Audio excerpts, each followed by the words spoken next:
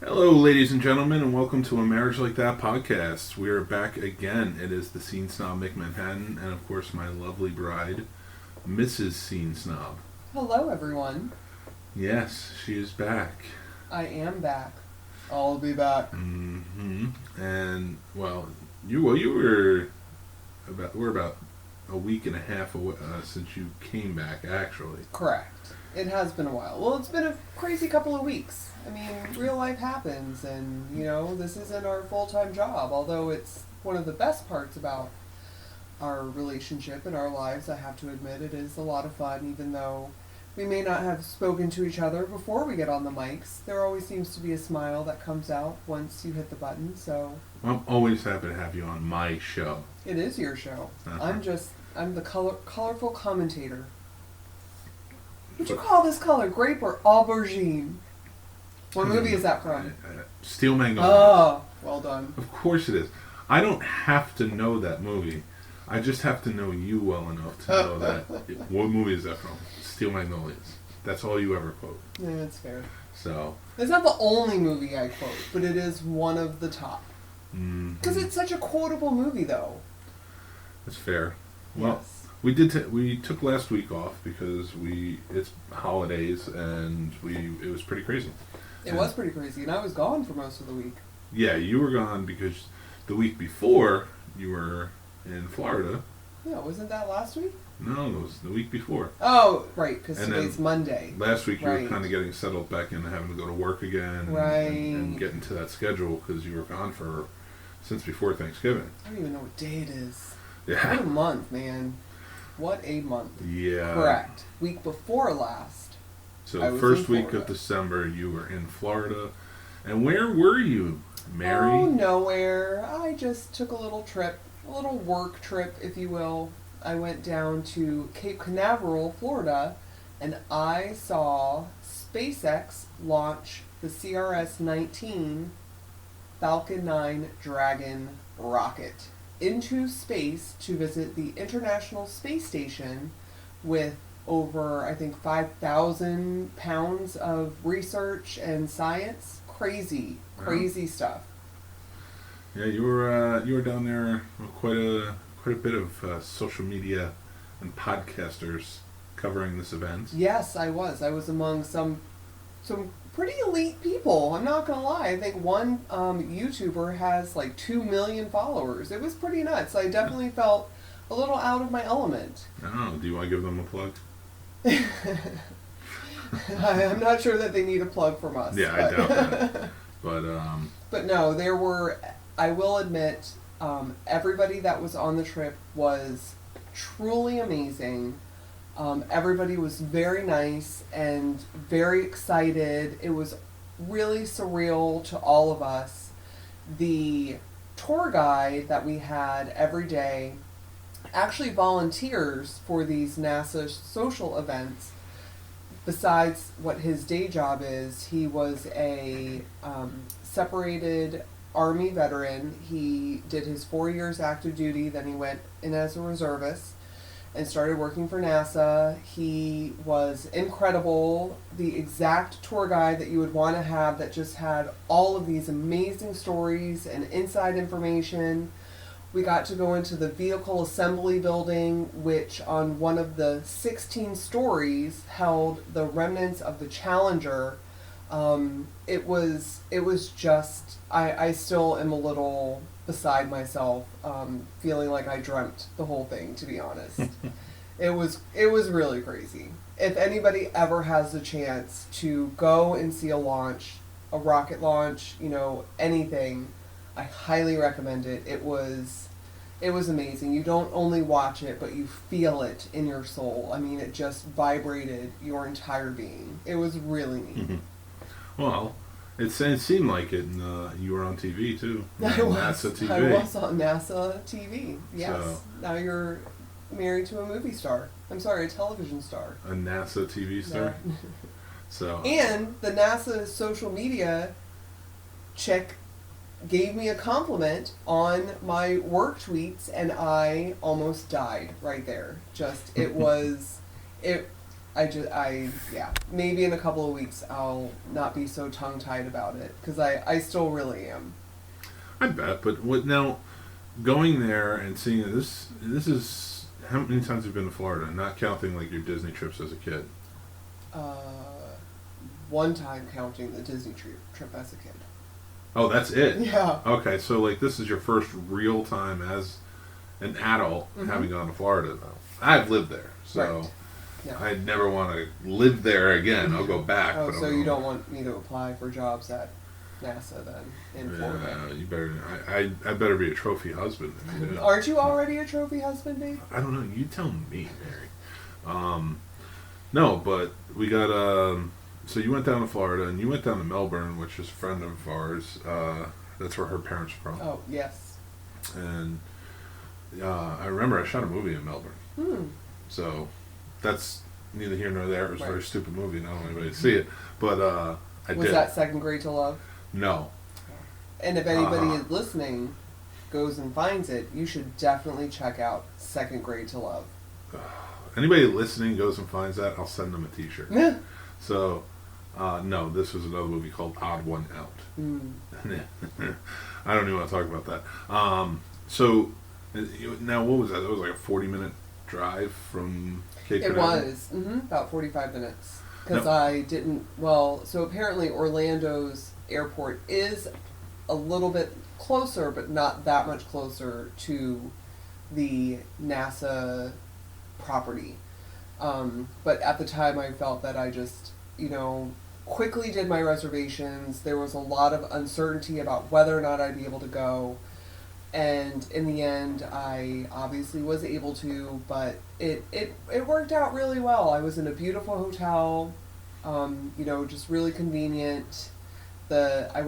Flew in and out of Melbourne International, which was a tiny airport, so it was super easy. Nobody was in line when I Yeah. went to come home in the security line.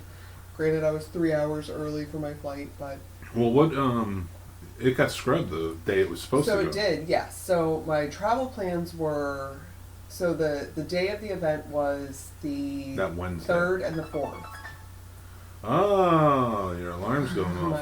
My meds, my worry pills, as our oldest calls them. But so it was the 3rd and the 4th was the day of the events. The first day on the 3rd, it was just a lot of tours. We got to visit the rocket on its launch pad. We got to visit launch pad 39B, which is where the manned space shuttles launch from, where they will be sending the next man and the first woman to space.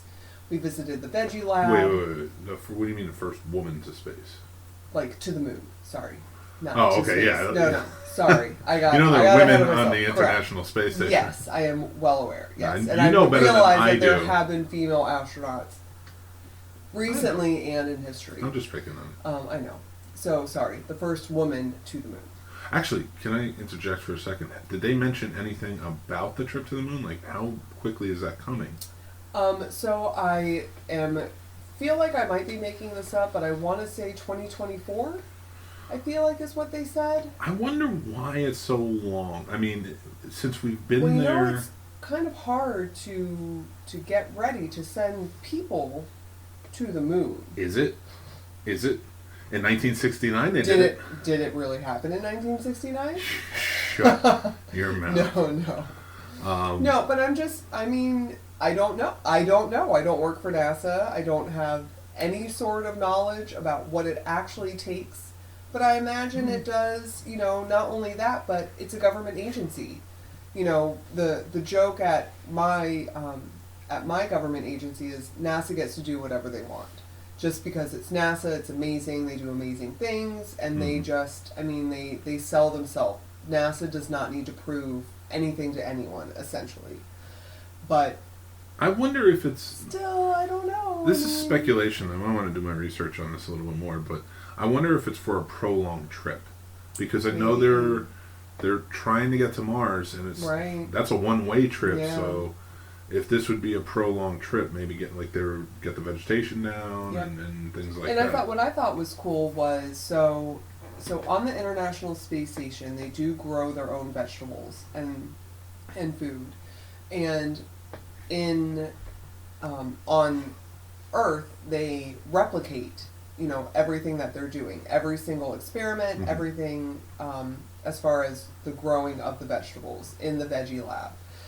But they do it on a 2-day delay. So that way, if something happens on the space station, it gives them time to replicate whatever error or unexpected happening goes on so that they can then figure out how to deal with it. Mhm. I thought that was really interesting. So, Well, I think they do that with most things, just to be on the safe side. They have to Sure, replicate yeah. how they would handle the situation, what they can handle the situation with, and then do it here. You can't use tools that we have readily available here if they're not available on the Correct. space station. Mhm. So I always find that interesting, and I mean, I think it's always a wake up call to do that and even just practice it. So when they send those Mhm. cargo ships and such to get things back, and one thing that blows my mind still, and I know it's been happening for a few years now, is the rockets coming back. Right. Well, and this was, I want to say this was the 6th time this rocket was launched. So now they're reusing. I mean, Yeah. it's insane how far we're going. Hmm. But the one thing that was sort of the takeaway for me was I've always been enamored by NASA, by space, by astronauts, but I never really thought about the research and the science part of it. Yeah. And attending the NASA live broadcast, which was called What's on Board, it explained and it had the lead researchers and the lead scientists of all of the things that were going up on this rocket to the International Space Station. And I found that to be really, really fascinating.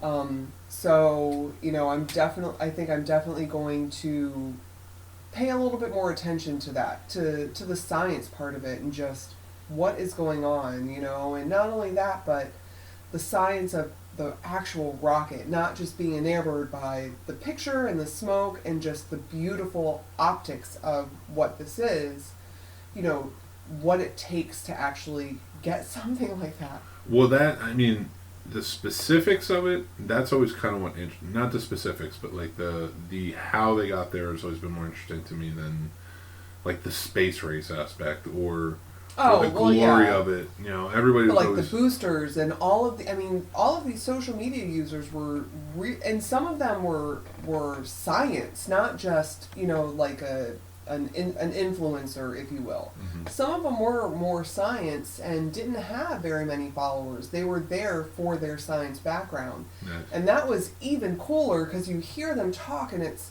you know, it was, I don't know, it was cool. That does sound cool.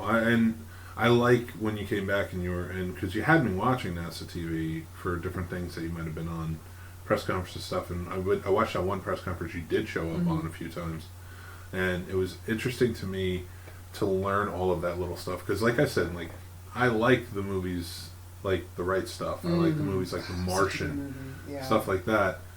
It was funny, because someone it's- did bring up The Martian. Sorry, I don't mean to interrupt, but someone, when we were in the veggie lab, asked the engineer who was giving us a presentation about, they were like, well, how realistic, or what did you guys think? And he definitely laughed out loud.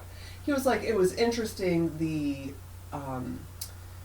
storyline and how they played it. He said, but it was, I mean, not in any way how you do it. So that was kind of funny. Which is funny that you mentioned that, because the director of that movie, Ridley Scott, is like, he is wildly known for being everything is this theoretically could exist, and getting consultants to come on and say like, yeah, no, like, you know, because if it especially in a situation like that, he wanted, from what I understand, like as true as possible. Right. Like, we realize nobody's ever gone to Mars, nobody's had a mission to Mars, nobody's ever lived on Mars, but it was learning every aspect of it so if this did happen, this could happen. So like, it is funny because I have read, and it wasn't just that, it was the book too. You know, what she got it from, because the guy who wrote the book supposedly was very much the same way. Wanted to make sure if you're reading this book, like, it didn't seem fake. Right. Like, it seemed like everything could happen. And from what I've always read and understood, because I love that movie, is that it is possible. Well, but that kind of ties into a bigger picture, because, and it actually ties into some conversations that you and I have had, because whenever we have a conversation about something that may be scientific based, for example, vaccines or things involving the kids, you always tell me, well, find the research. Let me see what it is that you read where you've gotten this idea. And I'm a firm believer, no matter which way you lean on any subject, it could be vaccines, it could be growing potatoes on Mars, it could be this or that, you could find something to cite where it could be, quote unquote, theoretically possible for it to happen. So while I do agree, and based on other movies that he has done, and there still is a sense of suspension of disbelief, which is my favorite term that I only started using since I met you because you taught it to me. But there is, you can make believe anything, essentially, and have some sort of story or science or person who seems like they have the credentials to be like, but it could happen. Well, that's fair. But what I mean is, and like for me, even with like Facebook or whatever, if I read something, I try not to automatically believe it. It's hard. It's because you have to look it up. If you read it, you're like, I don't believe this until I hear it from another source. Like, you have to double it. Like, even with news, and that's any news outlet. Jesus. You see it. It's like, all right, is this flash in the pan? Did they jump on the story too quickly? Because look at how many. What news are they outlets. leaving out?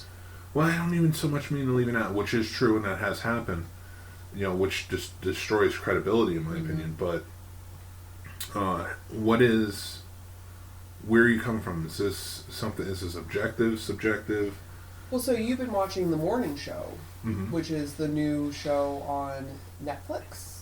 No, Apple TV. Apple TV. Yep. And I'm curious because you have spoken fairly highly of the show. I mean, you did ask me if I wanted to watch it, and I did say yes, and yet you watched it without me. But I digress. But I did. I told you, as I was remembering, I thought it was the For All Mankind show, which was the not NASA show. I'm pretty sure I said both. Yes to both. It's fine. Yeah. But I have long bus rides, and I recently rewatched Breaking Bad to be able to watch El Camino, and so now I'm getting back into Better Call Saul, which the new season comes out next month. So I get that, but remember, I'm not trying to destroy it's my memory. Like it was I was trying to be funny but bratty. So but you've been watching it, and how do you think it relates to the news outlets that we have today? Do you think, granted, it's make believe? Yeah. However, and they are more centered around, if I am understanding the little parts that I have seen, more of like the Weinstein and the Matt Lauer situation. And it's 100% that. Okay, so it's not really about the news itself. It's about that part of it. Basically, it's the morning show. You could tell it's the Today Show. Okay. Is what they're going for, and you see, because I watched the Today Show anyway, because that show is a debacle, and I love it. Something's always going wrong technically, and but I don't put it against it, whatever, they're fine. It's fluff pieces and stuff like that, which is what this show is showing. It's like they're not really getting into hard news, but you see correlations of who these characters are, like Jennifer Aniston's character is maybe like a Hoda.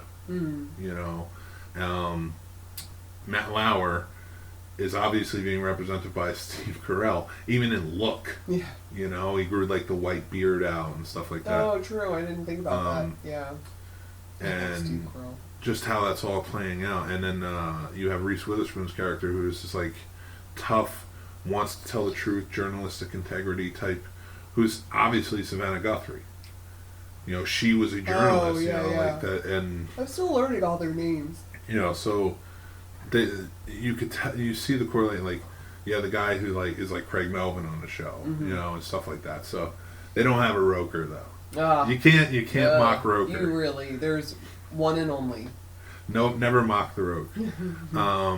So watching the show, it's obvious because even at one point, one of the producers is in the dressing room of Steve Carell and flips the switch under his desk, and the door closes and locks. So as like the story of Matt Lauer, who had that mechanism in his it was like so creepy. Oh my god! There's a lot of creepy things, but there's a lot of things on the show that are. But the worst part is so sorry, but you know, Matt Lauer to me. So as a woman, okay, let me center myself. As a woman, you get, as anyone, I guess, you get a certain feeling from other people, you know. But as a woman specifically, there are some people you just get a certain vibe from where I would never be caught dead alone with you because I in zero way trust what you may or may not do. There are other people where you feel a sense of security or calmness or safety around, and so you drop these inhibitions or these, you know, security measures that get to protect yourself. And I'm sorry, but the worst part about this whole thing was like, okay, Harvey Weinstein looked like a total creeper. He looked like someone who would try and have young actresses have sex with him to further their career. Matt Lauer was like dad joke central, you know, where it was just this dopey guy who could not have thought highly. Just it boggles my mind that he was one of these men, and it furthers the reason that I don't trust anyone. But and if you watch the show, you kind of make sense in a way of he just didn't believe he was one of those guys. Even after it happened, he still maintains this day because they just came out. Ronan Farrow just came out not too long ago with with an expose on like something else he did. I forget. It was like a month or so ago, and Matt Lauer went crazy about it and like puts his cyst up, and he was like maintaining he never did that, and like to him, and like you watch Steve Carell on the show, and you know he is playing this character, and basically to him it was always like they were all consensual. Like yeah, okay, I was cheating on my wife, but they're all consensual relationships, and he's like, it wasn't rape, it wasn't this, I'm not that guy. Like he even has a talk because Martin Short plays a director on the show, and I kind of get the feeling that it's a Roman Polanski type, but it might be it could be anybody, honestly, because they treat like Harvey Weinstein like in the news like he is real on the show because it all takes place around. Yeah, I remember that one scene that I watched. It had him in the back, like Harvey Weinstein as himself in the background during the scandal. Yeah. And because one episode is them covering the Las Vegas shootings and things like that. So and the thing with it is his character is always maintained. I was like, it was consensual sex, and like when he's talking to this director who's also been disgraced, and they never really give you his backstory. Martin Short plays a really good role though in it, and they're talking about let's do this documentary from the male point of view of what's going on here and this, that, and the other. He's like you film it and I'll ask the questions and interview everybody about like why this Martin is happening. Short is saying that? No. Steve Carell's saying that, and they're both agreeing, and like, yeah, and he's like, and I can come on and I can talk about my thing. And he like stops and looks at Martin Short's character. He's like, well, I don't think that's a good idea. He goes, why not? And he goes, because you're a predator. And like at that point, it's like he even had to admit to his friend, like, you're a predator. Like you can't be there. You can't be the face, but I can. And it's like, then you go on and you want they do it in such a way, like, because at one episode. He's trying to get Reese Witherspoon's character to interview him on the show about his side of the story. And she's like, if you come up with a source, maybe I'll fight for it to happen. Right. You know, and he goes and he finds one of the girls that worked on the show, and it was the end of the episode. This is the one I saw. Yeah. Okay. And it was the end of the episode, and you were surprised because you're like, oh, there was never a let-on that she ever had any type of affair with him. Right. And he shows up at her place. Well, you had said that. Yeah. Okay. because they just hadn't let on yet. Right. And then the very next episode, like, she's surprised to see him, and he's like, I need your help. And then cuts to black, and you're like, oh, she's the source. They had an affair. Cuts to the very next episode of the affair. It takes place So they in the backdate, past. you know, they do the backstory. That was the Las of- Vegas shooting. right. So Yeah. it took place in that timeline, and she was an up-and-comer booker on the show Mm-hmm. and stuff like that, and she was really good at her job, and he started to take notice of her, and that's when you saw, like, Right. he pretty much forced his way onto her. Not in a, like, it was consensual, but it wasn't consensual. Like, she didn't have, she was scared for her job. She was scared for whatever was going on. She was so young, she didn't understand. And I got that from what was going on in her performance in the show. And seeing that side of it, like, he's not even listening to her. But he wasn't. So the part that got me was, and it led on to a conversation with us about consent. Now, and it leads to a much larger conversation of consent, because one of the biggest arguments about consent is whether or not the female said no and how hard she fought against what was happening. Because there are cases where the female said no, or male, you know, unfortunately men are not comfortable enough, as much as women are right now, to come forward. So I'm definitely not saying that it's only a female, you know, only females are victims, but, you know, I have read stories that the judge decided because the female did not fight hard enough that it wasn't actual rape, or that it wasn't actually against her will because she didn't put up a big enough fight. The thing that killed me about that episode and led to the conversation that we had was, in the scene, you're right, she didn't say no, she didn't say yes. She exhibited the way the two actors on the screen, Steve Carell and the other, I don't know her name, portrayed this scene, was that she didn't say no, but she didn't say yes. None of her body language gave way, and neither one of them were drinking, from what I remember of the episode. So it wasn't like an inebriation kind of thing. No, not in that sense. So you should be able to pick up a certain sense. However, for fairness, maybe you don't. Maybe you're not great at picking up cues from another person. So maybe you didn't notice. But the scene was, he never looked at her in the face. He just went for her body, where he put his head, you know, in like a hugging next to her position. And a lot of the camera work was of her face and her uncomfortableness and her obvious, you know, disagreement with what was happening. You know, and the hardest part to watch was, you know, again, our conversation was, well, she didn't say no, and she didn't push him off of her, but if he would have, but how hard would it be to be like, is this okay? Is this, you know, or to look at her face to see that she is not into this, instead of just moving forward thinking that, well, she's not fighting me off, so it has to be okay. That's fair, but at the same time too, I look at it, I see from my perspective of it was, yes, she didn't say no, yes, she was uncomfortable, no, he didn't see it. So in a way, not saying no, it is a form of consensual sex, but it doesn't mean it's not abuse. Well, no. It doesn't mean it's not abuse. And I understand where you're coming from, and I do want to hear more about it from your side. I just want to get this out first, is like when she goes to the big boss in the show later, and she's obviously distraught. She has a case, in my opinion. She has a case to say, I should have never been in that situation. Even if I went into that room, he is my superior. He is, he is this, that, and the other thing. And now they let you know throughout the series, like, he is such a narcissist in a way that he thinks every woman just wants him. You know, he thinks because he's such a star, it's just the way it is.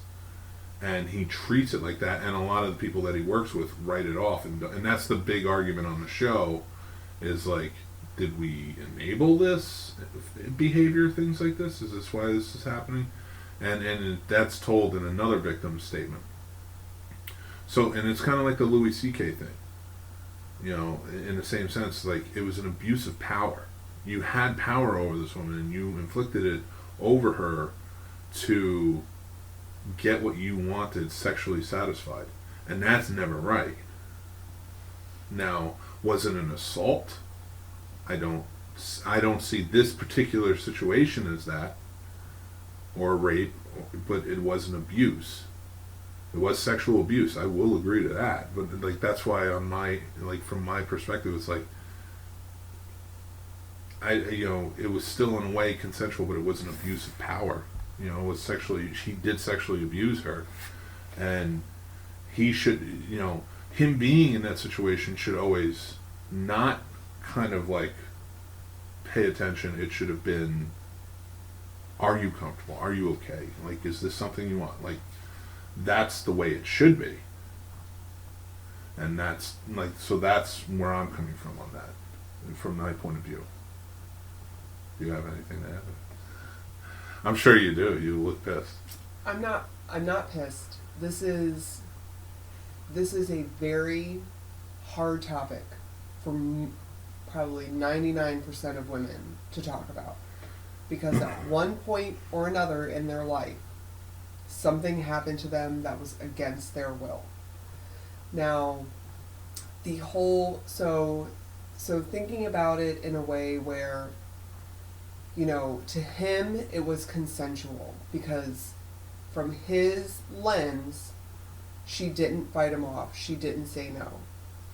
But for him to feign ignorance, he did not look at her.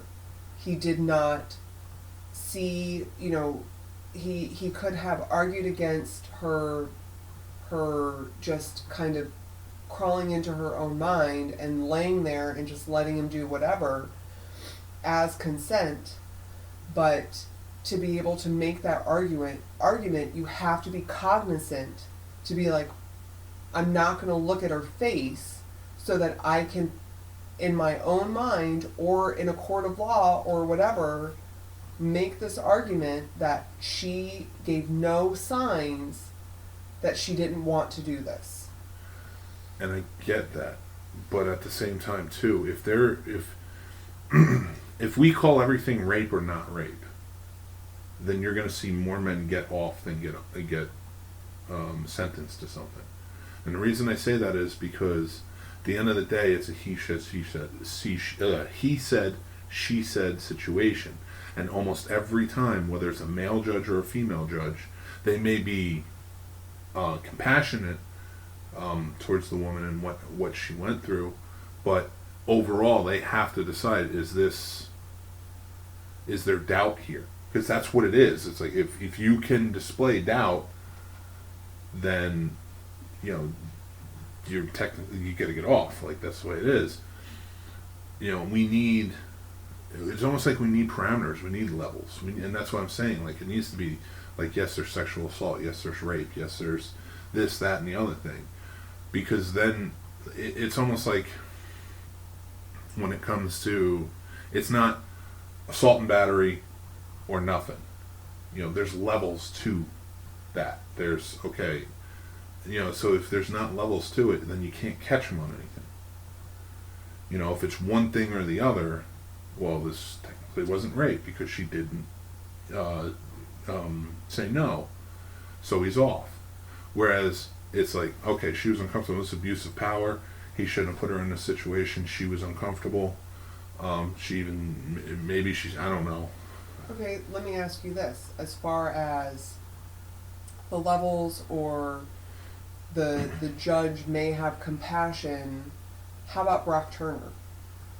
There were 2 witnesses that were completely unbiased from both of the victim and the assault piece of shit, and because they didn't want to jeopardize his life, So regardless of whether or not there are, and I recognize that there is a human element, Mm-hmm. not only to the acts themselves, but to our judicial system, which is not only an issue or a problem with sexual assault or rape or harassment or abuse of power. It's an issue with drugs. It's an issue with people of color. It's an issue of, immigrant versus, a national. I mean, it is a problem because there's no, and I'm not even saying that there should be a black and white yes or no, this is how it is or this is how it isn't, because every scenario is different. But we lost our way a long time ago. I don't know what the answer is.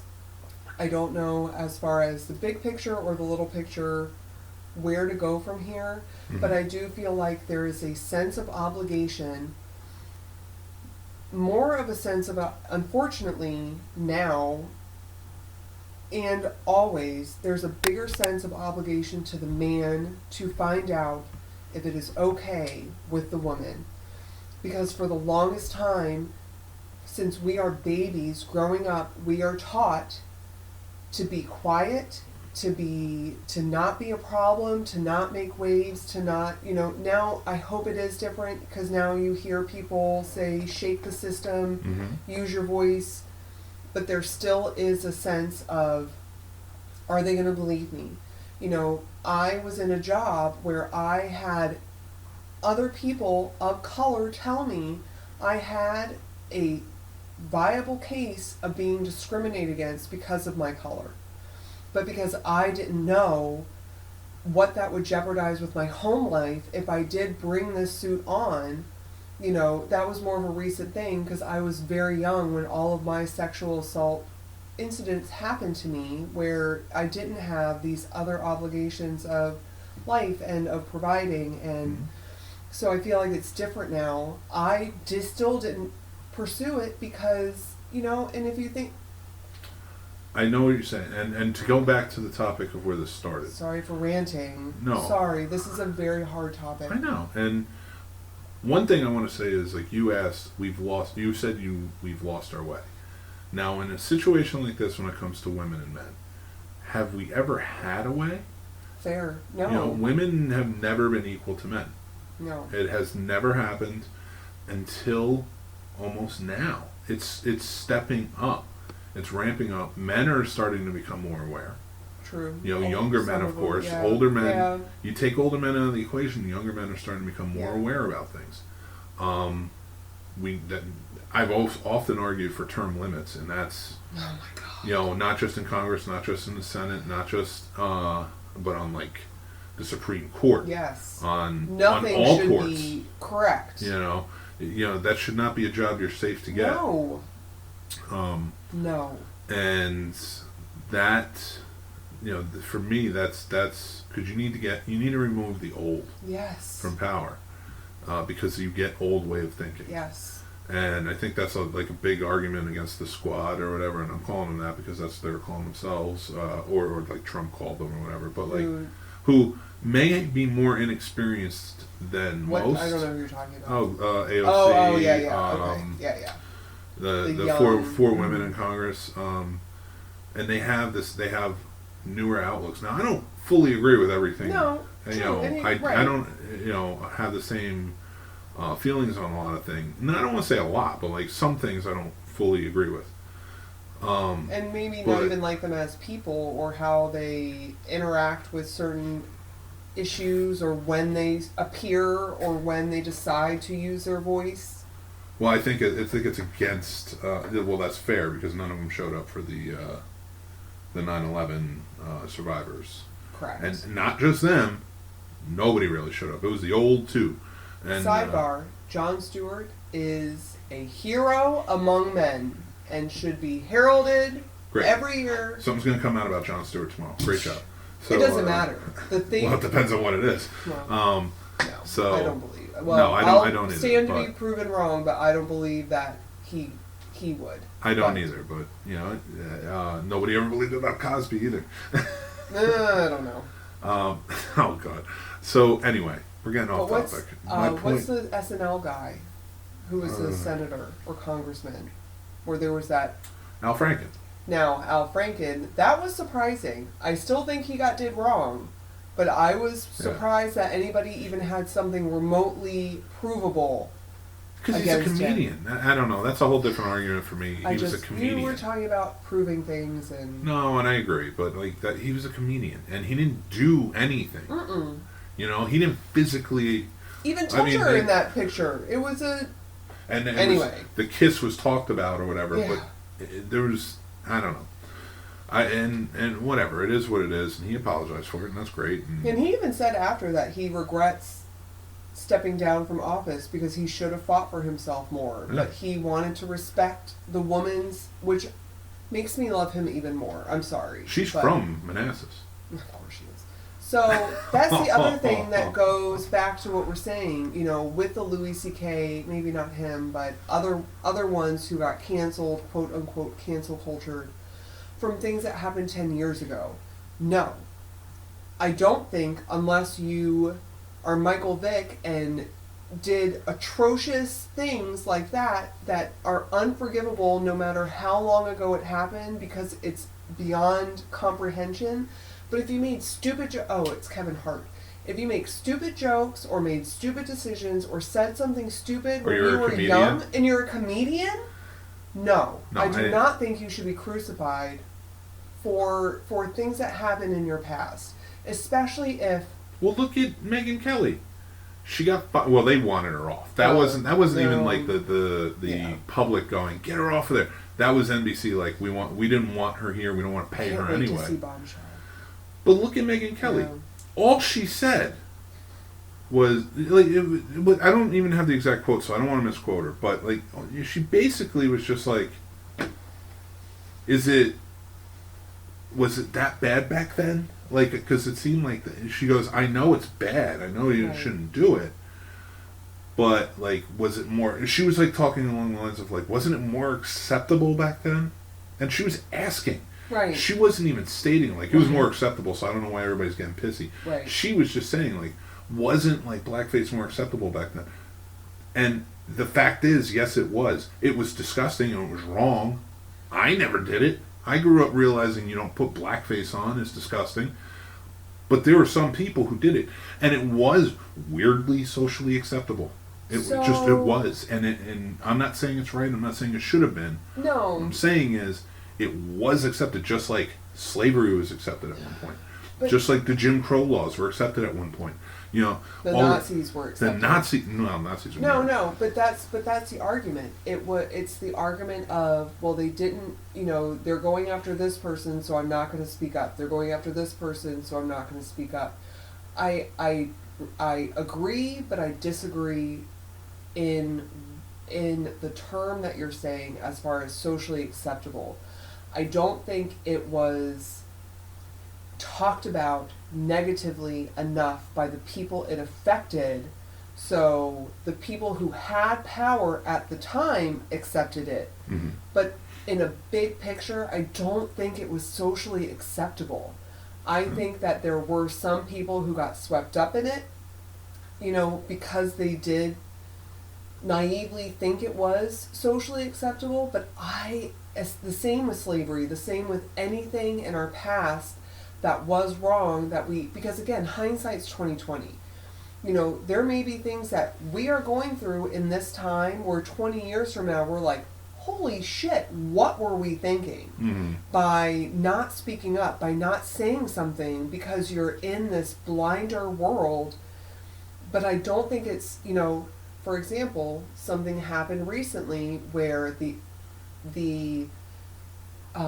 bad word against the F word, F-A-G, was brought up. And someone in our life said, you know, 10 years ago it was socially acceptable to say that. Yeah. Whereas now, and I don't agree with that. I don't think that these things were socially acceptable even when it was happening.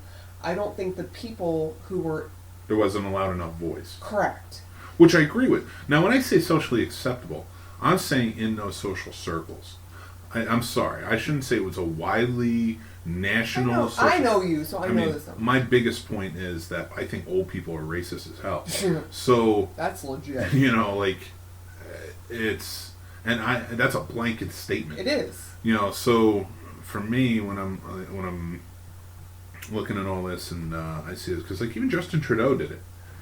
Yeah. And that dude's young. You know, I think that dude's like our age. So yeah. You know, he's around there. So, but and being around his age, guess what?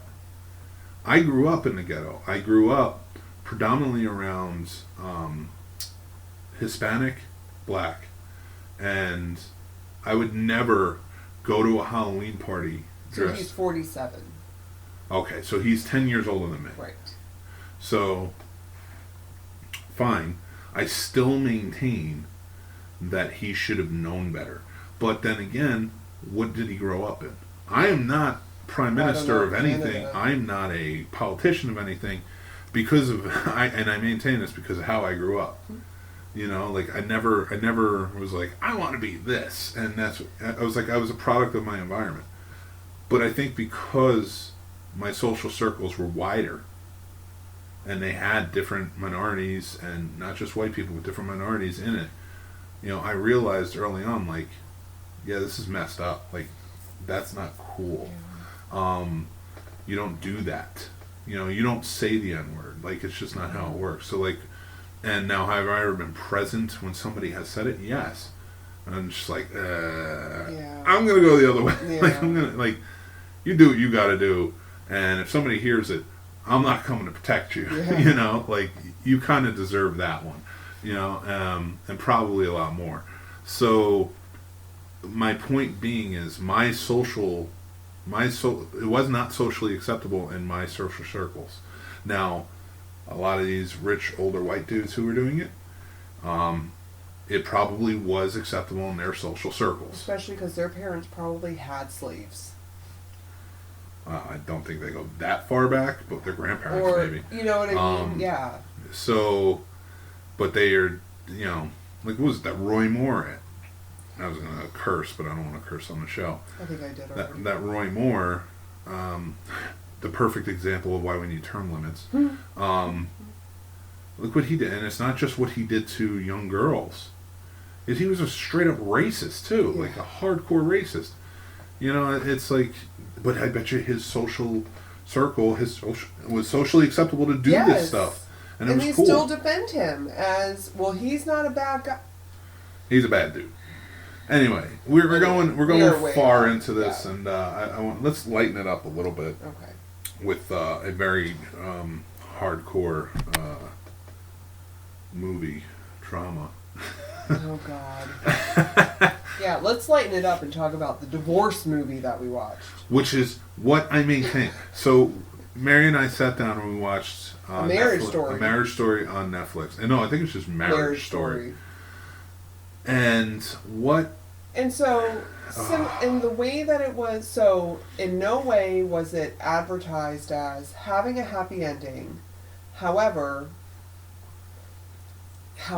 based on the title, you would assume that it was about the marriage or the saving of the marriage and not the ending and the divorce of these two people. Well, here's my problem.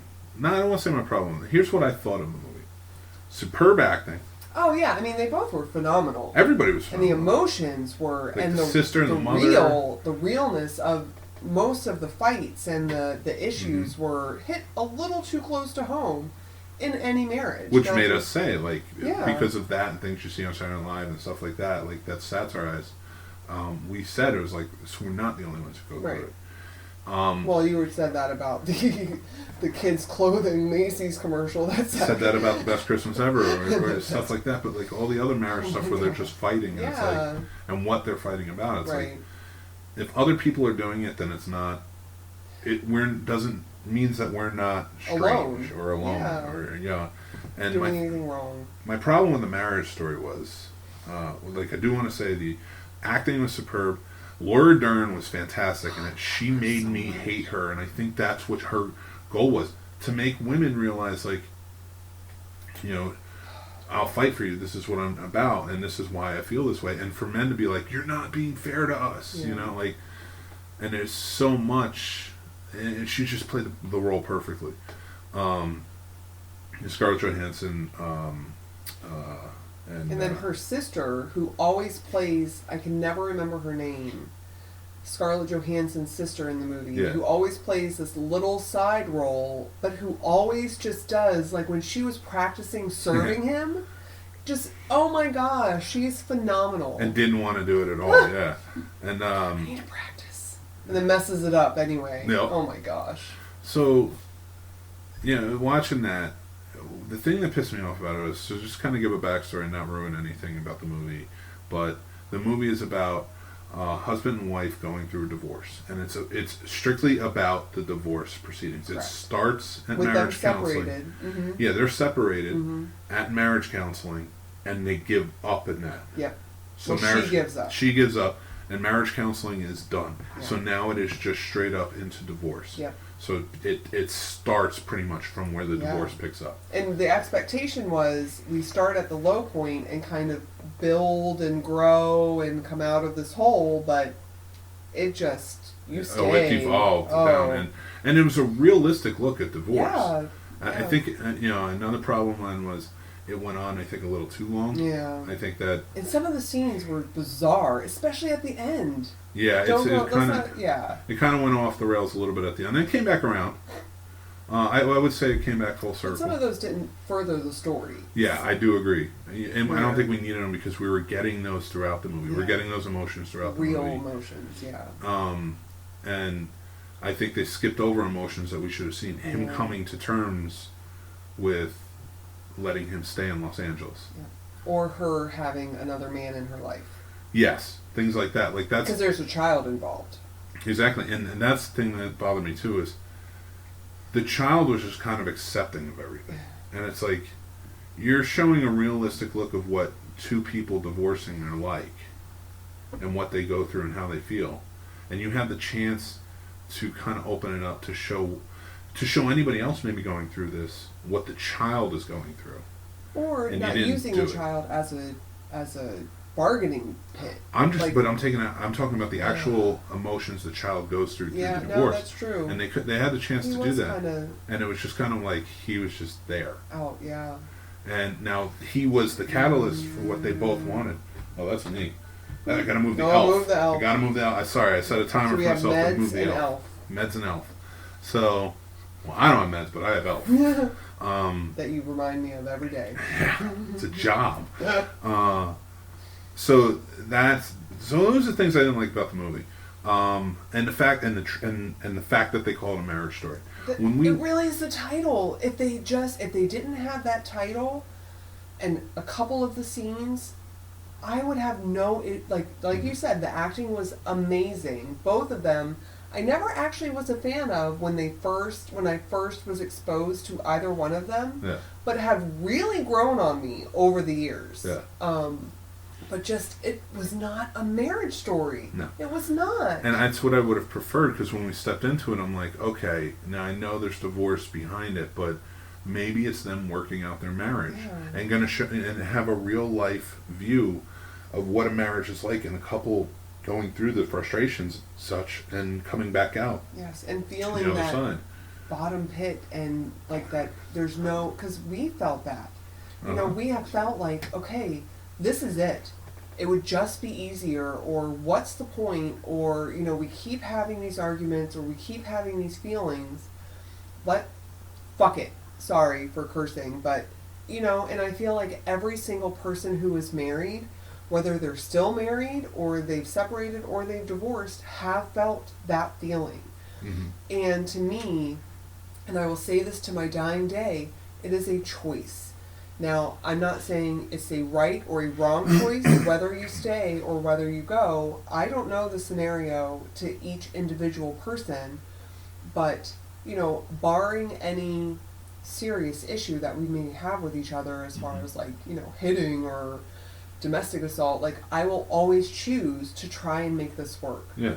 And I feel like it just and so that's what I was hoping for. I was hoping to see this, you know, like all holds barred and just, you know, all gloves taken off and just, you know, bottom of the pit, you know, we're in it, you know, I hate you, this is awful, I don't want this, and then finding that thing to build it back up. Yeah. Because yeah, and I agree, and like, because they even talked about how they changed, and that's what led to this. And you and I have talked about that in our marriage. It's like we are changing every year. We change. You know, we're different. We do different things. However it works, we change our outlooks on things, and it's like there's love. That's the line. We love each other, and our changes. What works? Like, does it? Will it still, like, does love still carry through that, and can we accept this or this and this, that, and the other thing? And sometimes it's a struggle, sometimes it's easier. And but when we're watching this movie, I'm sitting there saying, I'm like, so it's just they gave up. I'm like, this is as much a marriage story as Kramer versus Kramer. And it shouldn't be called a marriage story. It should be called a divorce story, because there's a pretty good look at what divorce is. But there was no effort on either one of their parts to even try, you know. And there may have been before the camera started rolling, but you tell that story. That's the marriage story. Right, that is it. You know, and it didn't even have to have a happy ending. But what we saw was a divorce story. It wasn't. It was not the marriage part of it. And that really that's what bugged me about it most of all is it's misrepresented through its title, and I was going into it hoping it would be one thing because it is called this, and it turned out to be something different. Now, speaking of marriage, though, babe, I'm going to buy you an exercise bike for Christmas, and I expect want a cooking mixer.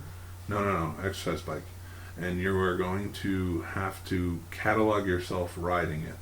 So every technically, day. In our relationship, wouldn't it be the other way around?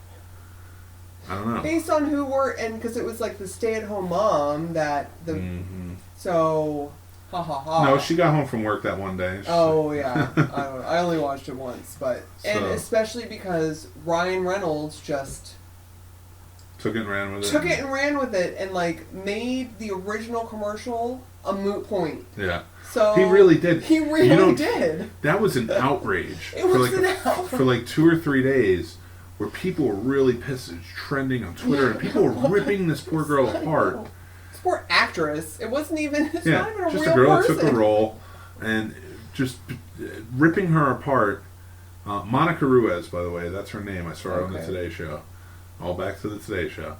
Yeah. And they had Ryan Reynolds come out, but like he did that aviation gin commercial with her, just needing a drink because of everything she was going through. She's in her safe spot now. And it was genius. And then then it went away. Yep. It just went away. I think it made people realize, like, oh, we're being completely shitty about this woman who just took an acting role. Right. You know, like. Right. Well, now I don't think the anger was toward the actress. There were some. Maybe not towards the actress, but it's like, oh yeah, a girl does a Peloton for a year and she goes from 115 to 110. You know, like they picked on her. Well, but they picked on her character as the Peloton rep, like the spokesperson. But they picked on her looks, and those are her looks. But she didn't actually use the bike for a year, and it wasn't. I understand that, but you understand now if I was picking on your looks. Because you say you did a stage play or say you did a commercial or something, and I'm just like, oh yeah, look how she looks in this, blah blah blah. It's still your looks. You're gonna feel it. You know, you're gonna feel. It's just, it's natural for human beings to like that kind of hits. Oh, I'm sorry. Well, you're thin and I'm fat. I get it. No, I'm just I accept what you're saying. But from what I understood of the controversy, it was about the company having the storyline and using this person to show, and even SNL did a parody of it where you have to keep it tighter than the babysitter. Yeah. Which outside of this bike company has always been true. I mean, even when we were in the old house and talked about getting a mommy's helper or something, it was a joke, like, oh, well, what is she going to look like, and what is he going to look like? And so, like, it is a spoken joke, but real. I understand that. But when it's out on the internet like that, you being who you are in your job, like, you will know this girl's reading this stuff. I'm not, of course, right. like, she's feeling like crap. Correct. I'm sure she is. Yeah. Well, probably not so much anymore. She got to meet Ryan Reynolds and got another commercial. And now everybody knows who she is. She's exactly. not just some unnamed. I mean, how many commercials do we watch where it's just some random person that they have in this one role where she has the 5 seconds of airtime? Now she is a huge person that everybody knows. I mean, this was probably the best thing that could have happened to her career. Probably it only because Ryan Reynolds stepped in. I don't know. So yes, because everything that Ryan Reynolds does is amazing, and I love him, and he really can do no wrong until we hear about whatever he did in his past, like we had said before. But even before that, you know, so I was watching, or I heard something, and I sent it to you, thinking about our own social media. You know, the part of this podcast. You know, you want to sell. It was you want to sell a good night's sleep, not a mattress.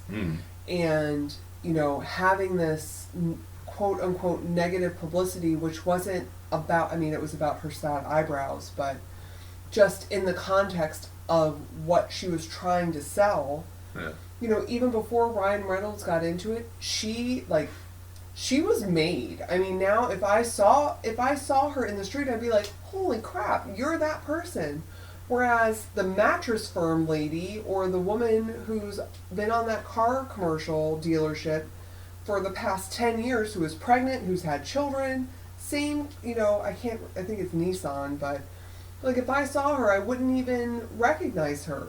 But things like this, like, have a way of just changing the trajectory of her career. And I hope that she does amazing things because she deserves it for her sad eyebrows.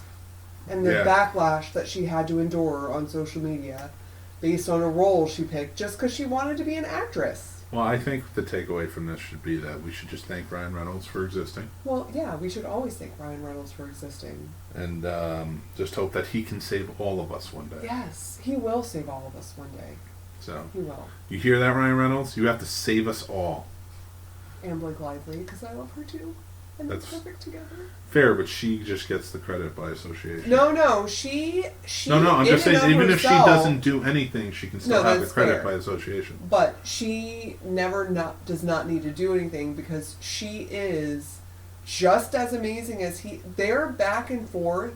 Like, you hear and you see his little Twitter comments, but hers are just as good.